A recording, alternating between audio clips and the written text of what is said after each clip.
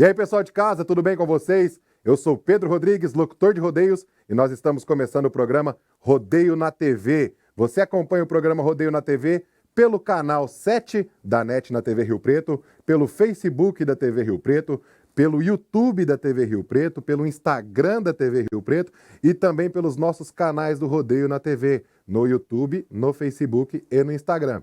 Obrigado, pessoal. Hoje com a gente, Isnar Ribeiro. E aí, Pedro, como é que tá? E aí, velhinho, show de bola? Um abraço para você de casa. Bacana esse projeto novo seu.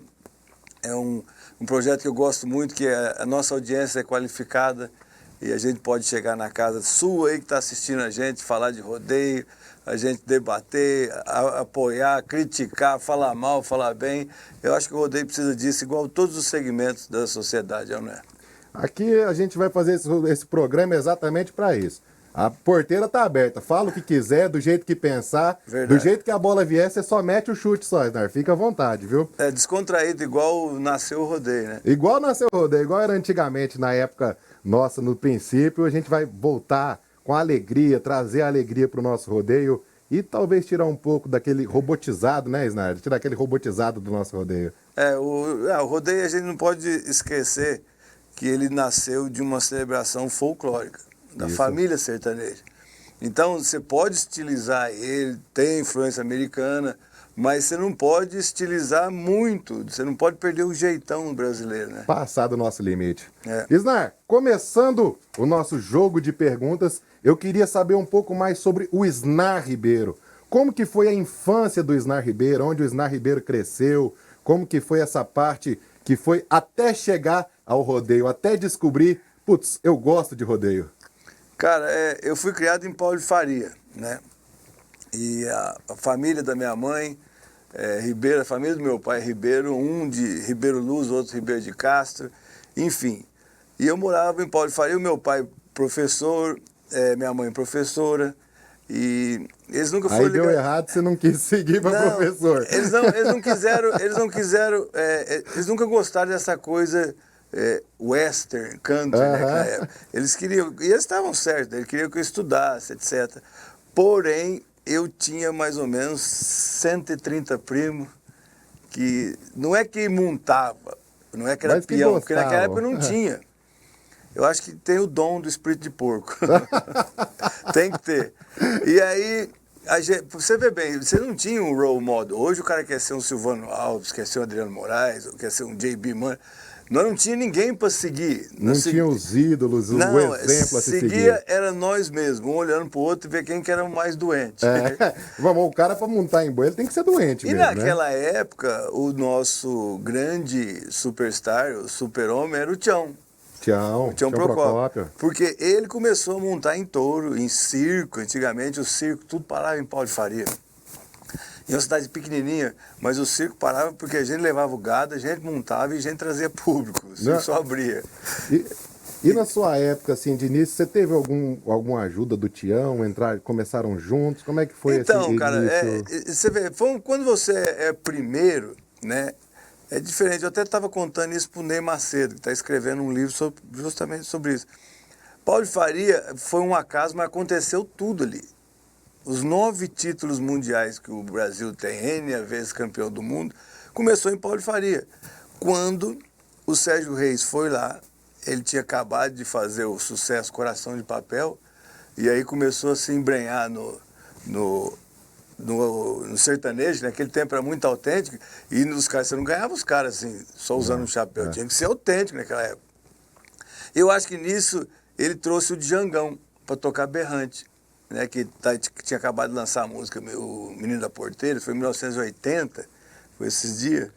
E, cara, quando a gente viu o Djangão... Djangão juiz, né? Juiz. Hoje nós temos 2 grandes Djangos no rodeio. Os 2 são juízes, Os 2 são juízes. Um era hoje. salva-vida e o outro foi um monstro sagrado, né? De notas acima de 100, pela pura emoção. Antes de chegar nos 100 pontos, o Django foi o primeiro cara que ele assistiu um programa, um filme do Steve McQueen, que chama-se 10 Segundos de Perigo. Do Steve McQueen, quem é o cara que pesquisa acha esse filme. E aquilo, ele foi para os Estados Unidos para montar lá. E chegou lá, ele ficou lá uns 6 meses e voltou. E quando ele chegou para tocar berrante pro Zé do Prato, pro Sérgio Reis, o Zé do Prato foi o primeiro ano que ele foi em Paulo de Faria. E o Zé do Prato falou assim, olha, tá chegando aí o rei dos cowboys. Quando a gente viu o Djangão com o chapéu abaixado assim, o bico, igual é hoje, que antigamente era tudo assim, né, o Monte Cristo. E com a bota para dentro da calça assim, igual a gente usa hoje, eu falei, esse é o cara. Esse é o super-homem.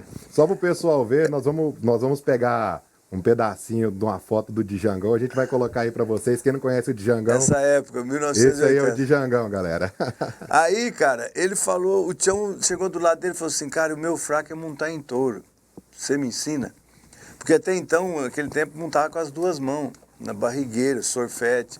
Não existia montar com a mão só. Porque a gente não tinha nada aqui. Tinha o rodeio do Cutiano. O Cutiano foi derivado do basto oriental.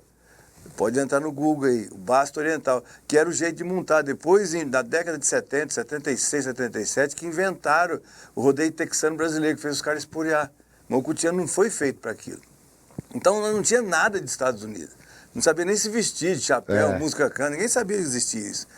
E aí, o Tião foi para os Estados Unidos com o Django. Ele foi lá, fez a escola de rodeio e voltou. Falou, meus amigos, tá tudo errado. Não tá faz... Mas não voltou para assim, agora vai mudar o rodeio, porque não existia. Não existia. Falou, gente, achei um jeito... Acabaram fundando Gente, achei um jeito de montar em boi sem a gente quebrar a cara. Aí já foi aprendendo a fazer a corda, etc. E foi muito legal isso, porque aí nós começamos a fazer a apresentação. Então eu fui o primeiro soldadinho do Tião. Teve o Tião, depois eu. Aí você tinha o Paulo Schneid, que montava, e já tinha o Nelson Luiz Bertolini, finado, morreu esse dia para trás agora, saudoso, o Cachoeira, que estava no Rancho dos Badgers, que era um projeto que nem aqui vinha ainda. Nós estamos falando de uma época, gente, que deveria ter 12 rodeios no ano. Então, isso aí foi muito legal, que eu fui... Não é que eu tive a ajuda dele, eu tive a ajuda, lógico, do Tião e do pai dele, que eu sou eternamente grato, o Crinjão, que foi o primeiro patrocinador. Porque eu não trabalhava, não fazia nada, alguém tinha que pagar por isso aí. Alguém tinha que pagar para levar vocês para os rodeios, né? E a gente ia de carro, naquele tempo ninguém tinha carro, rapaz. Mas voltando ali, o Djangão, ele trouxe mais, foi a parte do rodeio... Do Bareback. Em Bareback, em Sela Americana, ele não trouxe nada, ele foi lá e abriu a porta. E o Tião, que trouxe a corda e o boi pra gente, né? Mas eu sempre falo isso, depois que o homem foi na Lua, andar de avião ficou fácil. Mas o Django, ninguém pode tirar esse mérito. Se um dia tiver um museu decente aqui, que realmente paga tributo a quem fez, o Django está lá com a chave. Ele é o São Pedro. Ele abriu a chave. Ele abriu a chave. Se os gringos estão loucos com a gente que foi lá tomar o dinheiro deles, é por causa do Django. Aqui em São José do Rio Preto que nós tínhamos que montar esse museu, porque eu acho que a Capital Country, a maioria do pessoal envolvido Cara, eu dei até essa ideia para o prefeito, região. há um tempo atrás, de transformar, que hoje está virando um caos, a rodoviária de Rio Preto, com droga, etc., transformar ela no Museu do Rodeio. Porque, às vezes, você não sabe, a rodoviária de Rio Preto, segunda, terça e quarta, na década de 80, tinha provavelmente 250 peão. Cada um dessas datas aí. Tudo de cavalo. Tudo do Cutiano, né? Que ali que negociava, cobrava dívida, influenciava até os locutores, que o Donizete mesmo falava, ô, seus cowboys, vão se dirigir às plataformas de trabalho. Tanto eles escutavam a plataforma de embarque. Então aquela rodoviária tem devia fazer lá. E o Djangão, essa parte, já que a gente está falando lá de trás, o Djangão influenciou a maneira da gente se vestir, chapéu, tudo. Aí depois foi o Tião veio e trouxe o touro. Mas abriu o cowboy americano pra gente, quem calça jeans, a camisa abotoada. Calça jeans, isso aí é no tapa, quem usa ela. Mas foi uma época muito bacana, porque...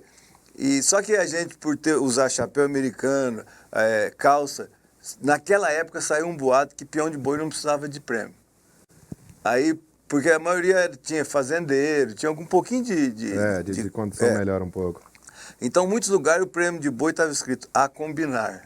O Tião, inclusive, quando ele foi campeão de Barretos, ele ganhou uma televisão, né? Foi.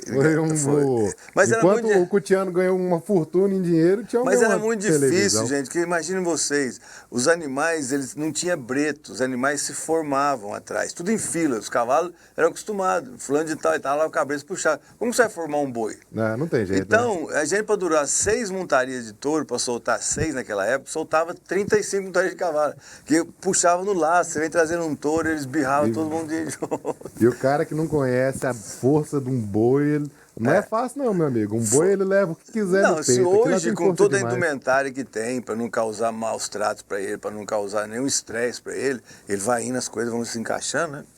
Imagina aquela época, que era um banzé. Falando de bois, Nari, voltando ao seu assunto, a gente recebeu um vídeo que a pessoa queria fazer uma pergunta para você, né? E envolve um pouquinho da diferença do seu trecho para os stages lá para os Estados Unidos.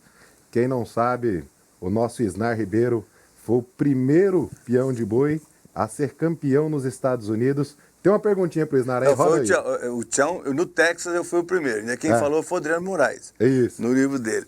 E o Tião foi o primeiro que classificou do Mountain State Circuit, entendeu? Eu ganhei um rodeio lá humilde da minha simples carreira, mas foi a realização de um sonho. E ninguém vai tirar, né? Amém, Foi o primeiro. amém. Ele foi o primeiro classificado, você foi o primeiro pode campeão. ganhar 1 milhão, o primeiro foi eu. O primeiro foi você, não adianta. O ruim e o bom não foi eu. Roda pra gente a pergunta. Alô, pessoal, do Rodeio na TV, aqui é o João Flávio aqui de Tabapuã. Eu queria fazer uma pergunta para o Isnar Ribeiro. Ô Isnar, como que foi a sua ida para os Estados Unidos? Porque na época que você começou, que você foi para lá, era tudo mais difícil, né, pro peão ir para lá, é tudo mais burocrático. Como que foi a sua ida, né, como aconteceu o convite para você ir, e como que foi a sua adaptação com os bois de lá, porque os touros daqui já pulavam bem diferente, igual é hoje. E os de lá já era bem mais pulador. Como é que foi a adaptação sua? Tchau, obrigado. Esse aí já vai ficar bom de perna andando. Cara, eu fui pra lá porque era uma questão de hierarquia. O Tião foi, aí tinha que ir o segundo. Depois eu levei o Vilmar. Depois eu levei o Adriano. Quando eu digo levei, eu ajudei, não peguei o cara nas costas e levei lá não. Não, então deixa eu fazer um comentário, viu, gente? Se ele levou só o Vilmar e o Adriano, ele carregou quem foi muito melhor do que ele em cima do boi. Você vê, foi difícil igual hoje. Primeira coisa, negar o visto.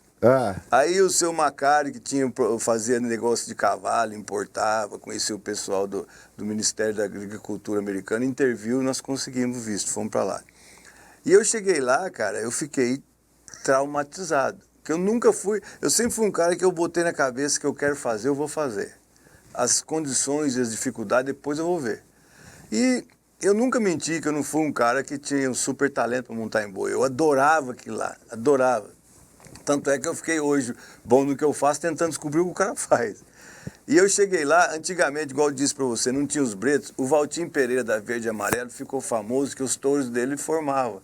Campari, corintiano, enfim, os touros dele ficavam tudo ali no cabresto, e eram pequenos, era o pé duro que a gente fala, não tinha o cruzamento industrial ainda, era gir com Nelore, gir com vaca leiteira.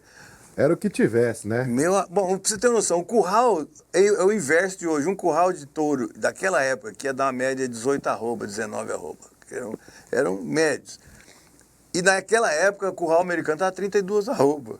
Quando eu cheguei lá, que eu vi aqueles araçás chifrudos, descendo para montar neles, rapaz do céu, eu tinha uma Bíblia na caminhonetinha velha, eu fui 3 vezes abrir essa Bíblia, mas eu não queria rezar, eu queria achar uma parte que estava escrito, não montarás. Mas eu fui, montei, e eu tive, você vê, eu ganhei o rodeio de Mesquite. E aí foi o que o Adriano escreveu. É um rodeio que hoje, pro Silvano Alves, é pequenininho. Mas para mim aquilo foi a glória. Aí eu ganhei segundo em Hearn. Eu passei 3 anos lá, dirigindo caminhão e montando. Acho que eu ganhei 2 rodeios e o resto eu ganhei um terceiro, um quarto. Mas não foi. Se eu precisasse sobreviver de montaria lá, eu tava no sal. Mas eu tava vivendo um filme de cowboy. Eu dirigia caminhão, pegava o salário, ia fazer inscrição.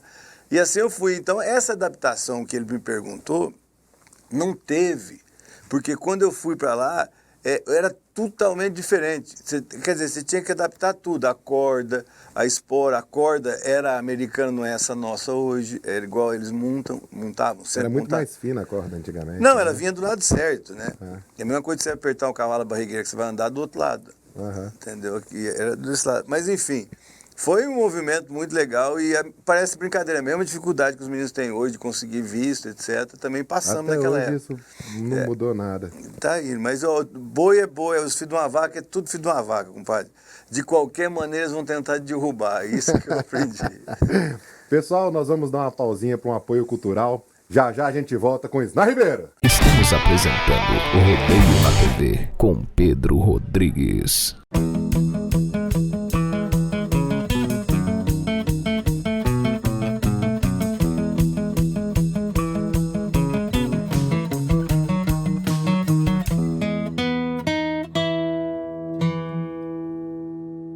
Pois é, pessoal, e dando um apoio pra gente nesse programa também, nós temos a Chapéu Cibu, que vem fazendo cada modelo mais bonito do que o outro. Você que ainda não conhece a Chapéu Cibu, entra no nosso site www.chapeucibu.com.br, conheça nossos modelos. Eles têm modelos maravilhosos para todos os estilos, copa alta, copa baixa, aba grande, aba menor, todo o estilo western e chapéu, você encontra com a Chapéu Cibu. E você que quer ser um revendedor, dá uma entradinha no nosso site, entre em contato com a gente, que nós temos uma boa opção para você. Valeu, pessoal! Chapéu Cibus, com Rodeio na TV e Pedro Rodrigues.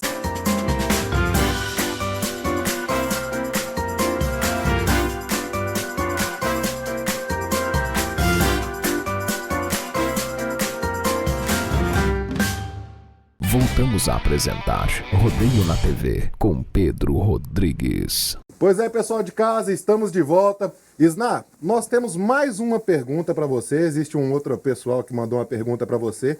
Hoje, essa daqui eu acho que é mais a respeito de um tema atual, como comentarista.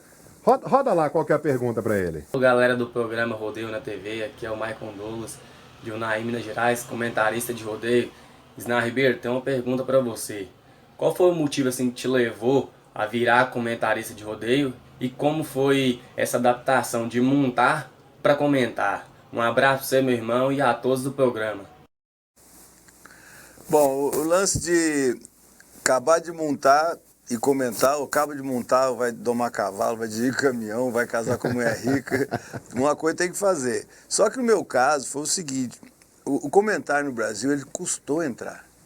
Ele demorou, a gente deve muito isso ao Cacá de Barretos. Eu até acho que se não fosse o Cacá do Barretos, o primeiro comentarista, essa profissão não tinha aparecido. Eu sempre tenho uma dúvida com relação a esse contexto. Quem foi o primeiro? Foi o Cacá ou o... da época da Manchete, que tinha um circuito eu sei. de ouro? Eu sei, não. Aquele cara, ele teve que ser um comentarista por causa... Paulo... Eu esqueci o nome dele. Porque a Manchete... Era dentro do contexto da a televisão. Manchete queria dar uma cara... O rodeio nunca tinha ido para televisão. Ela queria dar uma cara de transmissão. Então ele ficava lá, esse touro chama João. O locutor falava, esse touro chama João. Então ele ficava ali. Aí o que acontece? O Cacá realmente se propôs a ser um comentarista de rodeio. E numa época extremamente cruel, a palavra é essa, porque você não tinha replay, você não tinha nada. Como é que você vai comentar um negócio que já passou? Entendeu? Então ele era um cara que dava mais informações. E teve uma resistência da locução. Os locutores não gostavam. Depois que os locutores foram entender que aquilo ali é um handicap para ele. Hoje os dois casaram perfeitamente. Mas essa primeira parte que o Cacá foi, ele começou, ele já trabalhava e eu fazia comentário na TV Rodeio. Certo. E um dia, lá em Rio Verde, o Ney Macedo falou assim para mim, Isnar, você não tenta comentar aqui igual você comenta lá? Eu falei assim, não, vou mexer com isso não, pai. Eu fazia isso em estúdio, né? Aí tinha um programa, o Campeonato Espora de Ouro, que tinha na Rede Globo antigamente. Eu também comentava no que ia pro jornal, no Esporte Espetacular, ia 2 minutos e 50. Você vê, a gente deu conta de perder muito espaço, né? Mas isso aí não é espaço, tem um negócio errado aí. Mas enfim, Aí lá em Rio Verde, o Ney Macedo falou pra mim comentar, eu comentei, quando eu acabei de comentar, tava todo mundo olhando pra mim. Falou, ó, esse trem vai dar certo. Só que aí foi muito difícil, entendeu? Porque o meu comentário era diferente do Kaká, eu precisava ter imagem, se não tivesse imagem, e eu não saía nada. Uhum. Porque eu acho que a informação, por exemplo, se eu sou um locutor, se eu for narrar, vem aí o Pedro Rodrigues, esse cara ganhou 2 helicópteros, 16 caminhonetes, 2 Titanic, pelo amor de Deus, eu quero ver isso. Então isso é uma ferramenta do locutor chamar atenção para a montaria. O comentário, ele vem depois. Não é igual, as pessoas confundem comentarista igual de futebol. Que ele tem que falar, que o menino veio da categoria de base, que jogou, que calçava 37, depois calçou 42, depois jogou na ponta esquerda. Não, no rodeio você não tem tempo para isso. No rodeio você tem que falar em poucas palavras, por que o locutor narrou aquilo. Então a imagem vai te mostrar, ela vai te endossar. Afinal de contas, são 8 segundos também, né? E por isso que eu falo, filho de uma vaca, olha lá, você não viu aquilo, né? Aí o cara quer ver, entendeu? Porque essa é a maneira que eu trabalho no comentário, foi assim que eu comecei, né? O moço que estava perguntando também é comentarista. O Michael Douglas. O Michael ele vai ter que escolher, ou ele trabalha do Breto para trás, ou do Breto para frente. Do Breto para trás, você tem que ser politicamente correto. Você tem que falar desde o dia que aquele boi saiu de dentro da mãe dele, quem que é o pai dele, quantas vezes deu campeão em Barretos, quantas vezes errou o Cedem para lá e para cá. Isso é pertinente, tem muita gente boa, mas não pode derramar, né? Que eu já estava falando com vocês começar, o brasileiro ele é emocional, não é analítico. Então, se eu estou na sua casa, rodeio o Naí, nós vamos encontrar lá na casa do Pedrão de tarde, o esquenta lá. Aí tem lá uma cachaça com limão, uma picanha, um guaraná e muitas guaraná. Porque o Gregre não toma pinga, aí tem que guaraná pro Gregre. Aí o Gregre sai pra lá, entra no na uísque. Pinga. Aí lá pra hora, 8h30 da noite, o seu Gregre diz, rodei, vocês vão... É mesmo, 8h30, vamos tomar banho. Aí sai mas nós estamos meio trollados. Aí chegamos no camarote. Chegou no camarote lá, tá aquele bum, bum, bum, bateria, música... Você entra, aquela fulana tá ali hoje eu pego ela, hein? Ou aquele vagabundo deve pra mim. É assim, normal. As pessoas, eles acham que o sujeito vai chegar, entrar no camarote e falar... O Snyder tá falando.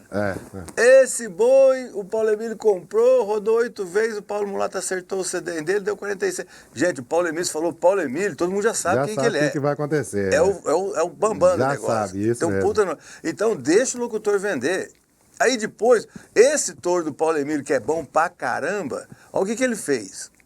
Você entendeu? Nós não temos essa, o cara não sai de casa para virar tropeiro nem peão. É legal falar que esse touro é daquele tropeiro que comprou. Primeiro, o cara arquibancado não sabe disso. Esse touro aí é genético do mistério. Isso que eu acho também. Eu acho que às vezes menos é mais. Quando a gente passa muita informação, conteúdo informativo demais... Hoje a gente não tem essa cultura Cara, que a gente tem que mudar, mas não é da forma que a gente está fazendo que vai mudar, na minha opinião. Eu sou a favor disso. Vai sair agora o touro Vingador. Esse touro é do Tércio Miranda. Esse touro está 1 mês, 1 ano parado, que ele é só música, ele é uma ignorância em pessoa. E ninguém quer montar nele. O cara fala, vixe, deixa eu ver. Deixa eu ver, aí vai entender. O cara presta atenção, deixa eu falar. Esse boi é cruzado com Alberdinho, com não sei o quê, com escambau de bico, com a voz do Lourenço, de quem que for. Entendeu? Isnar, você sempre participou também fora do rodeio. E nós temos aqui uma questão que a gente não podia deixar de perguntar para você, né? Isnar, como é que foi essa fase da G Magazine? Como é que foi esse momento seu? Se eu pudesse voltar nessa fase aqui, eu voltava. Eu vou te contar, Isnar. Fabi, você me desculpa, eu mostrei para as meninas aqui a capa do Isnar aqui. Todo mundo ficou assim, ele que vai vir, tá tudo ali atrás. Não, só para ver quem que era o rapaz da G Magazine que tava vindo aqui. Não, ele não veio não, só veio o DNA dele. Você podia até arrumar isso aqui para mim. Uai, isso aqui foi o seguinte, naquela época, essa revista aqui, era um negócio que era o status sair dela. Você vê que tinha saído o Matheus Carriere, saiu o Frota, aí saiu... Isso na época o Frota era Globo, era o bicho, aí né? Saiu o Vampeta, acabando mesmo, de ganhar a Copa do Mundo. Aí saiu o Robson Caetano, e aí chamaram eu. Falei, vai precisar de emprestar o Márcio para segurar a bandeira do Brasil. Aí eu fui, cara, mas eu vou falar pra você, eu queria ganhar 27 conto na época, me comprar um caminhão pra mexer com os boi. Eu tinha boi Mas de 27 rodeio. conto também na época era Nossa Senhora. dinheiro demais, né? Era Não. diferente. Aí, Eu, pra você ter noção, eu lembro do Zé Ricardo Mazeto. A gente tava no rodeio Unaí, Zé Ricardo Mazeto virou assim pra mim e falou assim: Pedro, se é dinheiro igual o Snar tá recebendo, jeitinho que ele fala, né? Se é dinheiro igual o Snar tá recebendo, tira a foto do jeito que quiser. Do jeito que quiser, mas tira a foto minha. eu vou falar, eu falei pro senhor, eu falei assim, toda vez que você vai trabalhar eu ganho dinheiro, eu gasto dinheiro. Agora que eu vou ganhar dinheiro você trabalhando, se você não trabalhar, meu amigo, eu acabo com você. Mas enfim, voltou, eu fiz, faria de novo, saiu, foi legal. A revista vendeu em lugar que nunca tinha vendido antes, foi tudo o povo do rodeio que comprou. Foi tudo bom do rodeio. Alguém entendeu, alguém não entendeu, na época eu fui, fiz, e eu não arrependo de nada que eu fiz, foi legal pro rodeio, entendeu? Só que tem um problema muito duro da parte humana, da parte do homem. Esses viados não vão deixar eu sem pai, não tem nada disso. Esse pessoal que é gay, é viado, o nome que você quiser, os caras são tranquilos, sossegados, cada um faz o que quer. É. O que é cruel... Até porque se você tivesse preocupado com isso, você não podia ter posado Não. pra uma revista destinada, né? O macho e o casado é que é o pior. Ele não quer nada comparando com o dele, pro mulher dele. Então, esse viado não vira nada, joga pra lá. É exatamente assim. Isso aí não vira nada, não, acabou. É, viado, deixa pra lá, né? Desse jeito mesmo. Mas isso aí foi uma experiência dura que, eu vou falar pra você, tem que ter um preparo muito bom. E o psicológico bruto, né? Ah, pô, amor, eu levei na brincadeira, porque eu falei, o que eu vou fazer? 14 pessoas, credo, vamos lá. Isna, nós estamos quase no final do programa. Eu queria te fazer algumas perguntas aqui. Você que é uma pessoa que conhece todo o universo do rodeio, conhece praticamente todo mundo envolvido dentro do rodeio. Eu queria te fazer algumas perguntas sobre alguma forma, por exemplo, quem é o mais engraçado? Você me diga quem que é a pessoa que você acha mais engraçada dentro do rodeio. Não precisa ser humorista, mas às vezes no particular, como diz, aquela tarde dentro do hotel, é a pessoa mais engraçada. Então, qual que é a pessoa mais engraçada pra você dentro do rodeio? Ó, eu sou muito fã do Garoto Juca, que você já espera aquilo dele. Já. Mas aquela anta do Lacraia, que é um cara que eu gosto demais dele, de Rio Verde, uma pessoa, é um herói, saiu no Jornal Nacional, salvou uma criança do incêndio lá. Foi.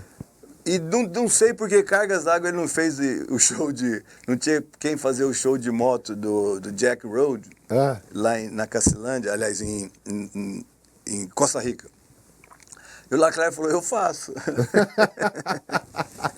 O Lacraia, ele sai rebolando pra tudo quanto Ele ganhou, é lado. ele passou o cara, passou todo mundo. E ele não tinha, eu não sei se ele tinha noção que estava todo mundo ouvindo ele, estava sendo transmitido. E ele usou a palavra, não, mas aí agora, pip, entendeu? Tinha que ter um monte de buzininha, mas é um cara que é muito engraçado, Lacraia. Essa daqui é o oposto. Eu acho o Ciderley Klein. Na sua opinião, qual que é o mais rabugento do rodeio? Velhinho Klein, te amo, viu? Não, olha, é o Zé Carrancudo. É o Zé Carrancudo? Zé Carrancudo. Conheço desde esse tamanhozinho aqui, Tiago Macedo. Nossa. Esse é o troféu dele. Ele é o Esse campeão. é o Zé Carrancudo. Ó, faz 30 anos que eu aguento ele. E ele não muda, é o jeito dele mesmo. O mais competitivo? Eu acho que o mais doente para ganhar, que não admitia perder, mais louco, alucinado que eu conheci foi Adriano Moraes. Adriano Moraes. É aquele negócio, não, o que vale é competir. Não, é competir o caralho, eu quero ganhar. Eu quero é ganhar. Aqui Né? ele foi. Ganhou 3 mundiais, né? E não vai hoje porque tá gordo, não